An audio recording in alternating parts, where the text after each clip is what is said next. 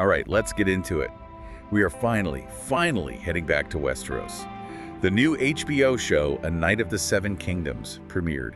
And honestly, the vibe it's just so different. It's really a breath of fresh air. It feels almost like a different genre entirely. It's bright, it's colorful, and it's surprisingly intimate. But if you tuned in expecting the usual Game of Thrones formula, giant armies, dragons, backstabbing, Yeah. you probably felt it was weirdly quiet. Quiet is the perfect word, but, don't let that fool you. That quiet, that's actually the most dangerous thing about this whole era. See, that's exactly what I want to dig into. Yeah. We're looking at a Westeros that is just fundamentally different. We're about 90 years before Game of Thrones. And about 72 years after House of the Dragon. Right, so the Targaryens are still on the Iron Throne, but there's this one huge, massive catch that defines everything. The dragons are dead. That is the single most important piece of context. The last one died years ago. So you have a dynasty built on fire and blood, but they've lost the fight. They've lost their teeth.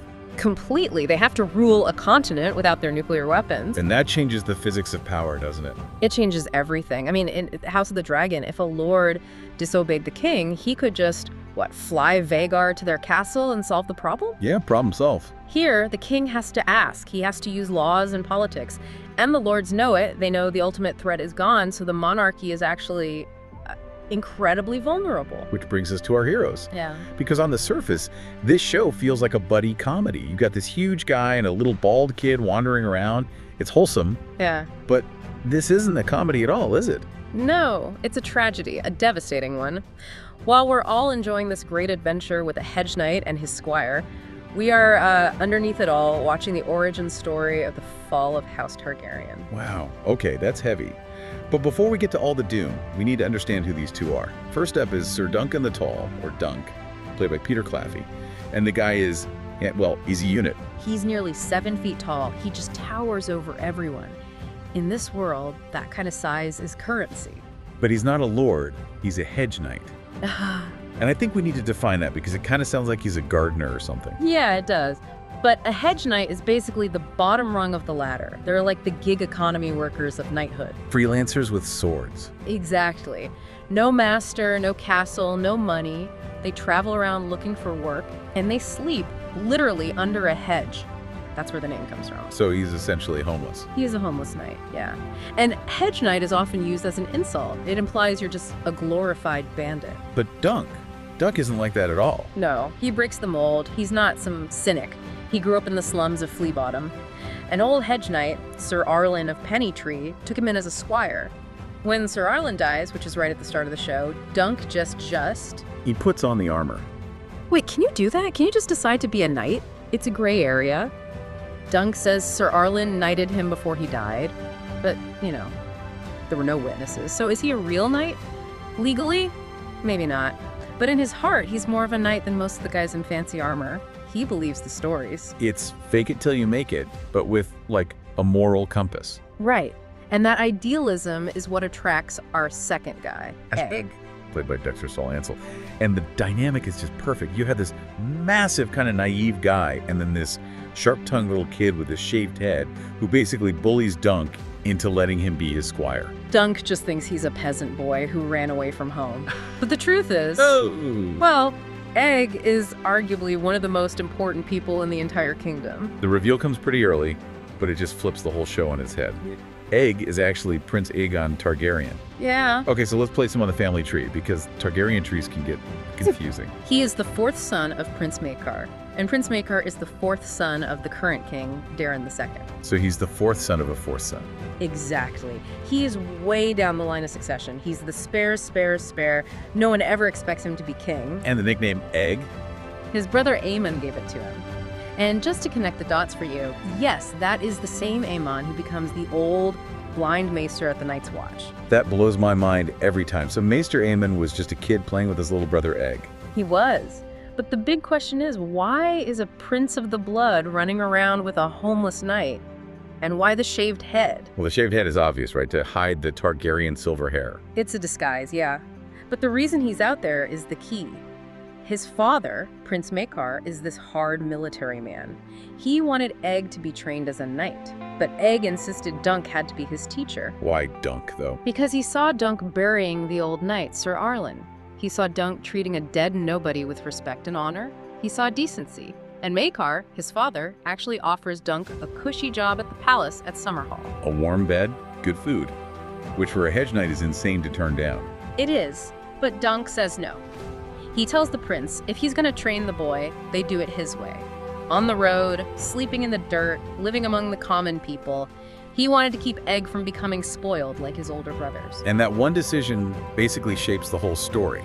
You have a future ruler who is actually seeing how the other 99% live. Exactly. He's learning empathy from the ground up. We're watching the education of a king who understands the small folk, which is almost unheard of in Westeros. But being a good man and being a good king might be two very different things. And that is the tragedy we are building towards. But first, they have to survive this first adventure. Right. Season 1's plot is all about the tourney in Ashford Meadow. Dunk wants to enter to prove he's a real knight. He wants to prove his worth. But he immediately runs into the darker side of House Targaryen. Aeg's older brother, Prince Aegon. He's at the tourney. And Aegon is, he's a monster. He's basically Joffrey with silver hair. Cruel, arrogant, dangerous.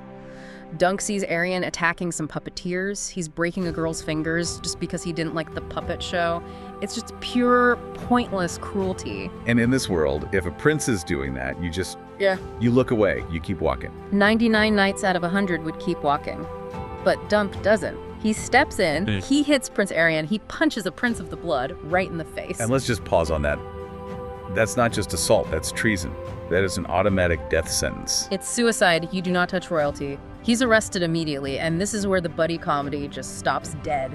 Aeg has to reveal who he is to save Dunk's life. But Aegon isn't just gonna let that go. A hedge knight punched him in front of everyone. No, he's humiliated. So he demands a trial, not a normal trial by combat, a trial by 7. Explain that, because we haven't seen one of those in the main show. It's an old tradition. Dunk has to find 6 other knights to stand with him and fight against Aegon and his 6 champions. It's a small battle, basically. Imagine that pressure.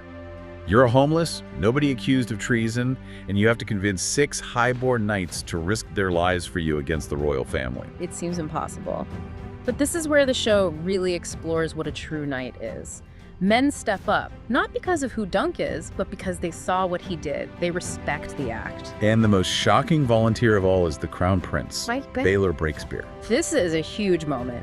Baelor is the heir to the throne. He is Aeg's uncle, by all accounts, the best man in the 7 kingdoms. And he steps into the arena to fight for the hedge knight. Against his own nephew. Yes. He champions the common man against the cruelty of his own family. It's heroic, but this is Westeros, and this is where the tragedy hits. The melee is chaotic. It's brutal. And in the confusion, Prince Maekar, Aeg's father, is fighting on the other side. He's defending his son Aerion's honor. In the chaos, Maekar swings his mace and strikes his own brother Baelor in the head. And Baelor dies. The crown prince is dead, the best hope for the dynasty is gone, killed by his own brother by accident over a fight about a puppeteer. That's devastating. Maekar becomes a kinslayer. He is haunted by it for the rest of his life. And the political fallout is immense. Dunk wins his freedom, but the cost is just astronomical. His bond with Aeg is sealed in that moment, but it's sealed in blood. So as they walk away from Ashford, they're carrying this ghost with them. And that's the shadow that hangs over their entire story. And if we zoom out to the big picture, it only gets darker. Right. Because we know from the lore, Aeg doesn't stay a squire. Against all odds, he becomes King Aegon V. Aegon the Unlikely. But how? He was the 4th son of a 4th son. The universe just cleared the path. Baelor dies at Ashford. His sons die from a plague. Aeg's other brother, Aemon, refuses the throne and joins the Night's Watch. And his cruel brother, Aerion. Oh yeah, what happens to him? He goes completely mad. He drinks a flask of wildfire because he believed it would turn him into a dragon. And just to be clear, it did not turn him into a dragon. It did not. So the Great Council eventually crowns Aeg, this peasant-loving prince. They think he'll be a good king because he knows the people. But that upbringing we talked about, that actually becomes his biggest problem, doesn't it? It's a terrible paradox. King Aegon V wants to pass all these reforms to help the common people, things he learned were necessary while traveling with Dunk. Which sounds great. Why is it a problem? Because the great lords hate it. They block him at every turn. They ignore his laws, and this goes right back to the beginning. No dragons. He can't force them. He can't. He has no way to enforce his will, and this frustration consumes him. The sweet boy we see in the show becomes this obsessed king, convinced that the only way to actually force the world to be good is to bring the dragons back.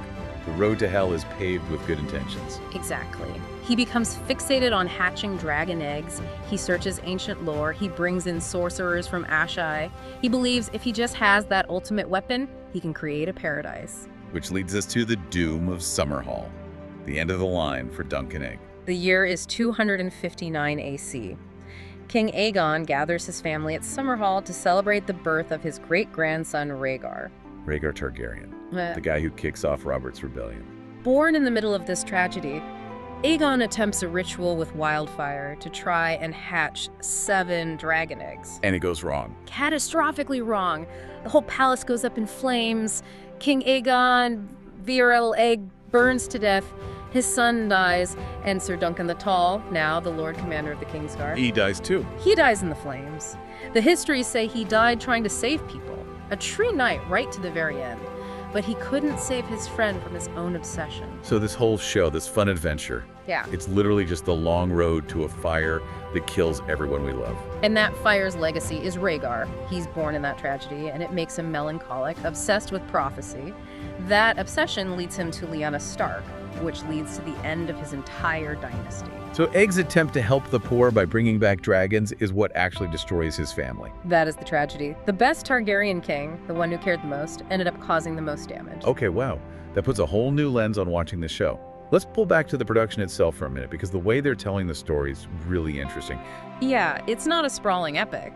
The showrunner, Ira Parker, went for a much more intimate scale. 6 episodes, and they're only about 30 minutes each. 30 minutes. That's really short. Game of Thrones episodes were like feature films. It reflects the source material. These are shorter novellas. Yeah. And to match that, they even skipped the famous map intro sequence. No map? Really? Nope. They wanted to signal to the audience, stop looking at the geopolitics. Look at these two guys. This is a character study. And George R. R. Martin is heavily involved. Oh yeah. He's an executive producer, and he's been really vocal with his praise, which is always a good sign. He seems much happier with this adaptation than he was with certain parts of House of the Dragon. And season 2 is already confirmed for 2027. It is. It'll adapt the second story, The Sworn Sword. It's a totally different vibe. It's about water rights and stubborn pride. Water rights. Only George Martin can make a dispute over a stream compelling. It's brilliant, actually. It really tests Dunk's sense of honor in a much more complex way. I can't wait. You know, even knowing how it all ends in fire, there is something so refreshing about this story. That's the key. It balances that epic weight of history with the very small personal stakes of 2 friends just trying to be decent people. Recent people. That's it, isn't it? In Westeros, just trying to be decent is an act of rebellion. Exactly. The show is all about what a true knight is in a world that constantly punishes goodness. And that leaves us with a really big question to chew on, I think.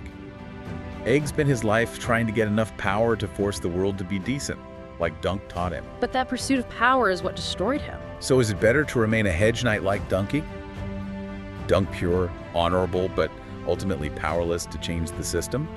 Or do you try to change the world like Egg and risk burning everything down? That's the question of the ages. Stay clean and do nothing, or get dirty and risk it all. Something to think about. Thanks for diving deep with us today. Always a pleasure.